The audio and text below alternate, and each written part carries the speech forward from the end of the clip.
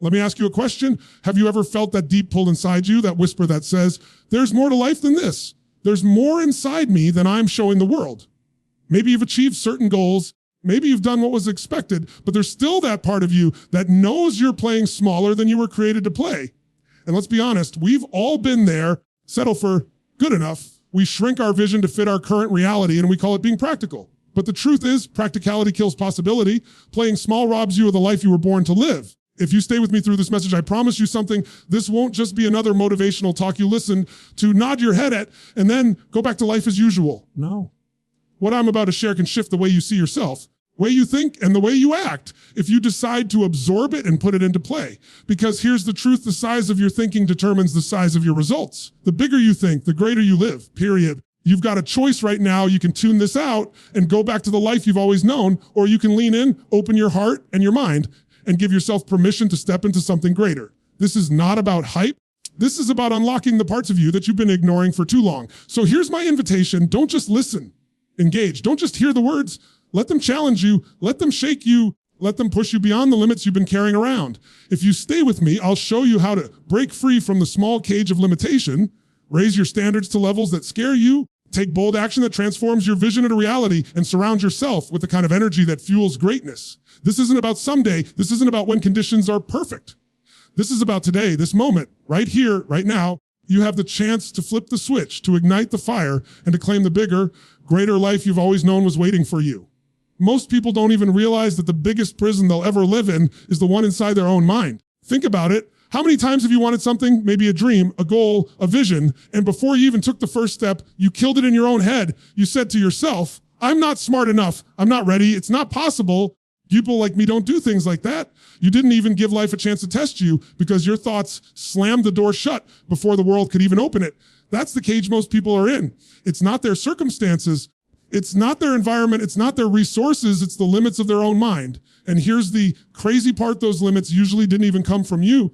They came from years of conditioning, teachers who told you what you weren't good at, from parents who were trying to protect you but ended up passing down their fears, from friends who laughed when you dreamed too big, from a society that constantly tells you to stay in your lane, play it safe, don't rock the boat. And if you listen long enough, you start to believe it. You stop questioning it.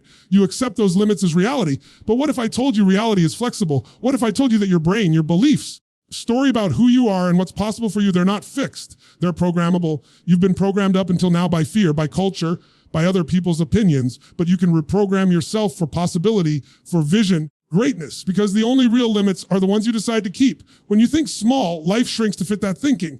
You see only the problems, only the risks, only the reasons it won't work. But when you think big, your brain shifts. It starts searching for possibilities, for strategies, for solutions. It's like turning on a light in a dark room. Suddenly, you notice doors that were always there, opportunities that were always available, strengths in you that were always waiting. You just couldn't see them before because your thinking was too small. Let me give you an example. Imagine two people get the same idea to start a business. The first person says, well, I don't have enough money. I don't have the right connections. I'll probably fail. That person doesn't even start. The second person thinks, this could change my life. I don't know how yet, but I'll figure it out. I'll learn, I'll ask, knock on doors until one opens. That person starts small, maybe struggles, maybe stumbles, but eventually builds momentum and changes everything. Same idea, same opportunity, but completely different results because one thought small and the other dared to think big. And here's what most people miss: thinking big doesn't mean you need to have all the answers. It doesn't mean you need to know every step of the journey.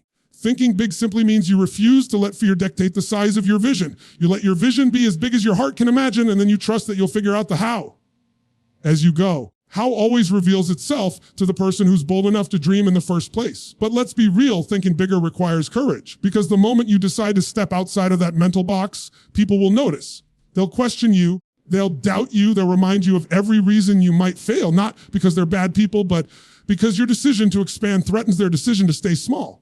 And if you're not careful, shrink back to fit their comfort zone instead of expanding into your own potential. You cannot afford to let that happen. You've got one life, one shot, and the last thing you want is to look back and realize you let your own thoughts, or worse, someone else's, determine how far you went. The truth is, everything extraordinary that's ever been created came from someone who refused to accept the limits of their mind. Airplanes, electricity, technology, medicine, even the chair you're sitting on, it all started with someone thinking bigger than the world around them. So, if that's true, what could your life look like if you stopped shrinking your vision to fit your fears? What would happen if you stopped saying, I can't, and started asking, how can I? What would open up for you if you decided right now to never again let your doubts dictate your destiny? Here's the bottom line. The limits you've been living with are not real. They're habits, and habits can be broken. The moment you decide to think beyond them, your life begins to expand. And when you expand your mind, you expand your world. So if you want to live greater, the very first step is to break free from the limits of your mind, because once your thinking grows, your life has no choice but to follow. Your life is always a reflection of the standards you set for yourself, not what you say you want, what you dream about when nobody's watching, what you're actually willing to demand from yourself every single day. And I want you to really hear me on this, because most people don't have a can't. Problem, won't settle for less. Problem, they accept average, they accept excuses, they accept whatever shows up instead of demanding more from themselves and from life. Think about it. Every area of your life right now, your health, relationships, your career, your finances, your happiness, it's not just where you randomly ended up. It's exactly what you've tolerated up to this point. If you're tired of how you feel physically, it's because you've set a standard that allows you to eat and move in a way that keeps you stuck. If you're unhappy in a relationship, it's because you've allowed that level of connection and communication to be good enough. If your finances are tight, it's because you've accepted a level of action, of creativity, of courage that reflects the income you currently have. Truth, yes, but liberating truth, because the second you raise your standards, everything changes. Raising your standards means deciding once and for all that you will no longer tolerate less than you know you deserve. It's about drawing a line in the sand and saying, this is the new normal. This is the minimum I'll accept for myself. And when you do that, something powerful happens. Your brain shifts, your body shifts, your behavior shifts. You stop negotiating with yourself. You stop making excuses. You start finding a way, because now it's no longer a preference. It's a must. There's a huge difference between I should and I must. People live their whole lives in shoulds. I should work out more. I should eat better. I should spend more time with my family. I should save money. Shoulds don't change your life. Musts. When something becomes a must, you find a way. If you had to get water to survive, you wouldn't say, well, I should go find water. No, you'd crawl, you'd climb, you'd fight. You'd do whatever it takes because your standard for survival demands it. That's the power of raising your standards. Now, here's what usually happens when you raise them. You're going to scare yourself, because the new standard will feel impossible at first. If you've been earning a certain amount for years and you decide, that's it, I will never earn below this new level again, your brain will scream. But how? That's too much. If you've accepted shallow relationships and you finally say, I will only surround myself with people who love, challenge, and respect me, there will be a part of you that feels terrified of being alone. But listen, that fear is just the old version of you fighting for survival. That's the part of you that's comfortable with mediocrity. And if you let that part win, you'll stay where you are forever. If you push past that fear and stay committed to the new standard, life begins to reorganize itself around your decision. Because life doesn't give you what you want. It gives you what you demand. And when your standards rise, results rise to meet them. You attract new opportunities. You step into rooms you never thought you'd be in. You treat yourself differently. You start seeing yourself as someone who deserves more. And the world reflects that back to you. Think about anyone you admire, someone who's achieved greatness in any area of life. It wasn't talent alone. It wasn't luck. It wasn't some secret advantage. At some point, they raised their standards. They refused to tolerate average. They made the uncomfortable choice to hold themselves to a higher level than the people around them. And that decision changed their destiny. The same is true for you. There's another level waiting for you right now, but you'll never touch it until you raise the standard of what you demand from yourself. Stop saying, one day I'll do it. Stop saying, get there when conditions are right. Draw the line today. Make the decision today. Stop living by your shoulds. Start living by your musts. And you'll discover a version of yourself that's been waiting to come alive all along. So if you want to live greater, you must first elevate your standards. Because the moment you raise the bar on yourself, your life will rise with it. It doesn't matter how big you think. It doesn't matter how high your standards are. If you don't follow through with consistent action, nothing changes. Ideas are cheap. Dreams are everywhere. Vision without action is nothing more than a fantasy. It's filled with people who talk about what they're going to do, what they're planning to do, what they wish they could do, but very few actually move. And that's why so many people stay stuck. Let me tell you something you already know, and your heart action is the bridge between your vision and your reality. It's the difference between living in possibility and living in results. You can sit around waiting for the perfect moment, all the lights to turn green, for everything to feel safe and certain, but that day never comes. Action is what creates clarity. Action is what builds confidence. Action is what turns your someday into today. Here's the trap most people fall into. They think they need to feel ready before they act. They think they need motivation first, then they'll take the leap. But it doesn't work like that. Motivation is not the starting point, it's the result. You act, you create momentum, and momentum fuels motivation. The longer you wait to feel ready, the more you teach your brain that hesitation is your default. But the moment you move, even if it's messy, even if it's uncertain, teach your brain that progress is your pattern. Think about the first time you tried anything new. Whether it was driving, learning a skill, starting a job, you didn't feel confident at the beginning. You felt nervous, maybe even scared. What happened after a few reps, after a little practice? Confidence came. It wasn't because you thought about it more, it was because you acted. Confidence is earned through action. Now, I'm not talking about random action. I'm talking about bold, consistent action aligned with your vision. One small action taken consistently has more power than 1,000 big plans sitting in your head, because consistency compounds. You may not see results immediately, but like drops of water wearing down a rock, your daily actions shape your destiny. The person who writes one page every day ends up with a book. The person who saves a little money every week ends up with financial freedom. The person who makes one call, has one conversation, takes one bold step every single day, ends up with opportunities that others only dream about. And boldness is key here, because small, safe actions won't stretch you, they won't transform you. If your actions don't make you a little uncomfortable, they're probably not moving you closer to your true potential. Bold action means you step when you don't have guarantees. You ask when you might hear no. You try when failure is possible. And in those bold moves, discover strengths you never knew you had. The world opens doors for the bold. Opportunities reveal themselves to the ones willing to risk rejection, discomfort, and uncertainty. But let's be real, taking action consistently is hard. Life will always give you reasons to stop. You'll be tired, you'll be busy, things won't go as planned. And in those moments, you've got to remember why you started.